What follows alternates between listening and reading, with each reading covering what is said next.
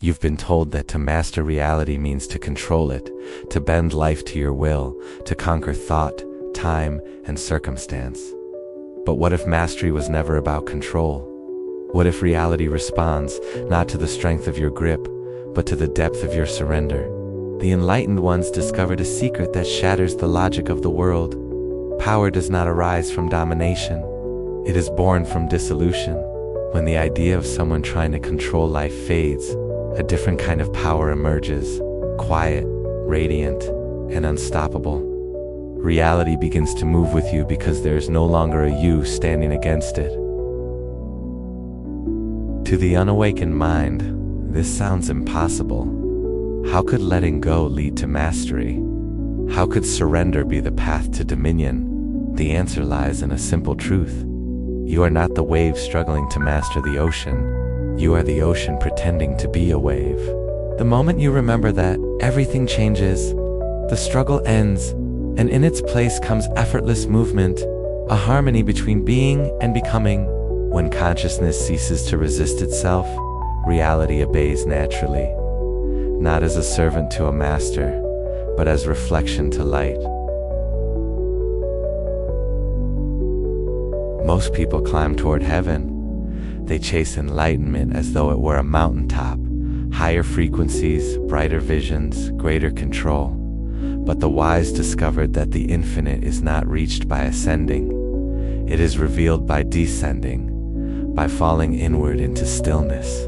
They stopped reaching up and began sinking down into silence, into the 0 point where thought dissolves and identity evaporates.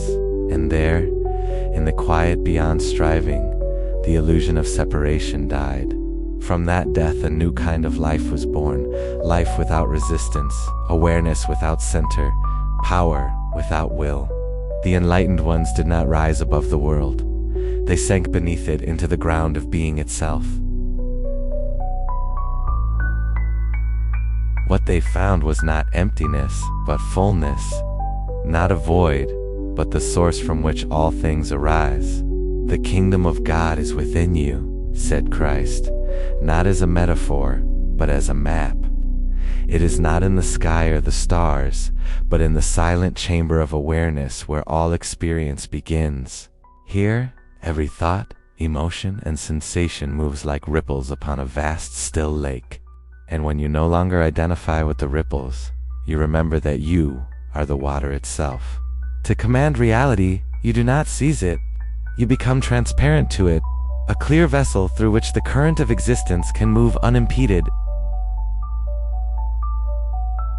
The river does not force itself into the rock.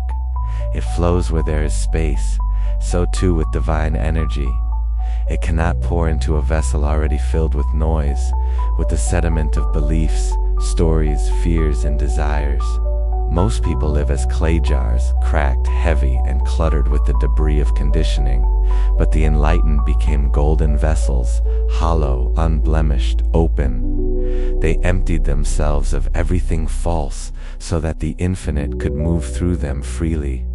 In that emptiness, clarity was born. Through that clarity, reality itself began to bend.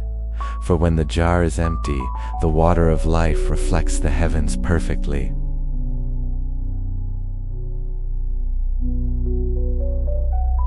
To command reality is to move in rhythm with it, to see that creation and destruction are not enemies, but partners in an eternal dance. Stars explode to give birth. Black holes consume to renew. Every ending is a hidden beginning. The enlightened perceive this symmetry in all things. They no longer call one half of the cycle good and the other bad. They see both as necessary, two movements of one divine pulse. When judgment ceases, energy flows freely, and when energy flows freely, harmony is restored.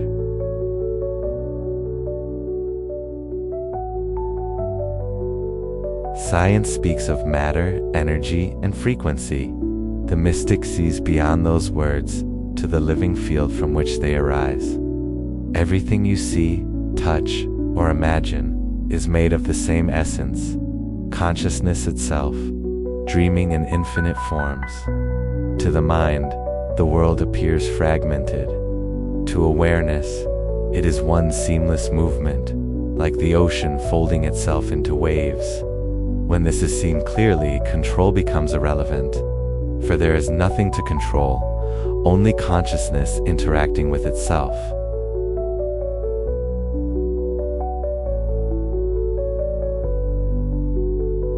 True command is not the art of movement, but of stillness. When the mind quiets, a luminous presence begins to bloom. It feels like peace, but alive. It feels like love, but without object. It feels like joy, but without cause. This vibration is the native language of creation. The enlightened ones speak it fluently, not with words, but with being. They do not act from thought, thought acts from them. They do not chase outcomes, outcomes align with their state. To the ordinary eye, their lives appear miraculous, synchronicities, healing, spontaneous creation.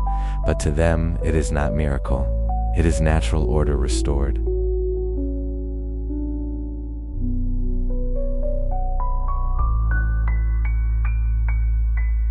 Reality is a perfect mirror.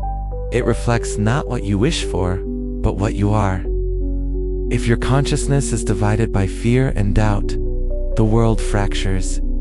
If your mind is still and whole, life reflects coherence. The enlightened command reality because their awareness holds no conflict with what is. They do not impose will upon the universe. They allow the universe to express its will through them. Their words carry frequency. Their silence carries power.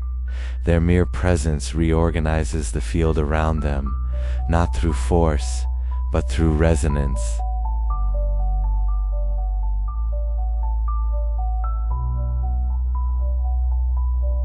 The final secret of command is disappearance.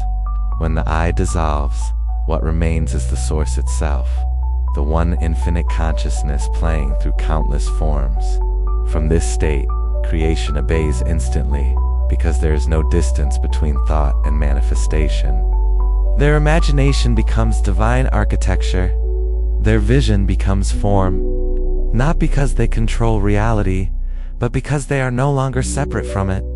They are not the painter of the world. They are the canvas, the brush, and the breath that moves them both.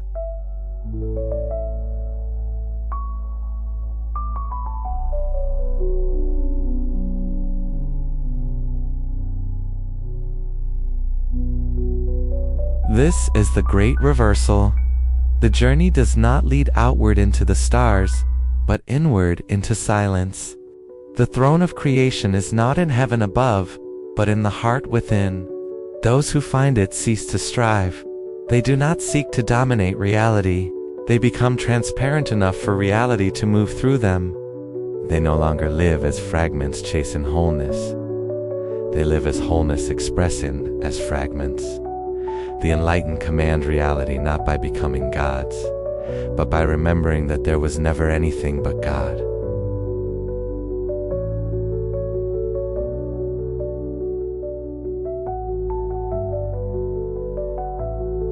You too are not apart from the divine current.